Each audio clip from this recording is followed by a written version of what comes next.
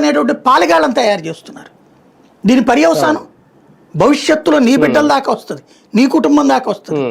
ఇలాంటి దాన్ని ప్రోత్సహించిన ఒకనాటి జర్నలిస్టులు ఇదే రౌడీల నాయకుల చేతుల్లో సర్వనాశనం అయింది చూశాను నేను.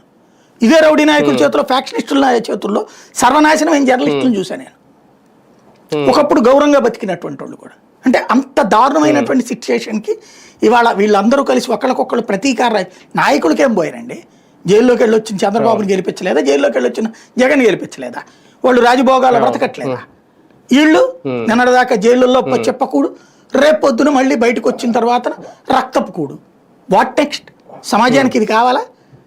ఇది ఆలోచించుకోకపోతే చాలా ప్రమాదం సొసైటీకి.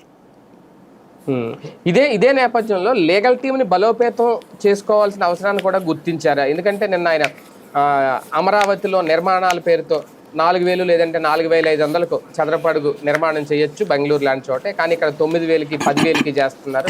అందులో కూడా 8% కమిషన్ తీసుకుంటున్నారు. అలాగే విద్యుత్ గురించి కూడా మాట్లాడారు. వాళ్ళ హయాంలో ఎంతకి యూనిట్కి ఒప్పందం కుదుర్చుకున్నారు, ఇప్పుడు ఎంత అనేది. అంటే ఇవన్నీ వాస్తవానికి వైసీపీ లీగల్ సెల్కి వాళ్ళకి తెలుసా లేదా తెలియదని కాదు, కానీ ప్రిపేర్ చేస్తున్నారు. రేపొద్దున్న ఏం చేయాలి అనేది ఎప్పటి నుంచి 4 ఏళ్ల పాటు. అంటే ఇక్కడ సమస్య ఏంటంటే జగన్ హింట్ ఇస్తున్నాడు కానీ వాళ్ళు అందుకుంటారా లేదా అన్నది పాయింట్. ఇక్కడ తెలుగుదేశం పార్టీకి సంబంధించిన వాళ్ళు 40 ఏళ్ల నుంచి ఉన్నారు పార్టీలో. ఇప్పుడున్నటువంటి పెద్దవాళ్ళు ఎవరైతే ఉన్నారో 60 ఏళ్ళు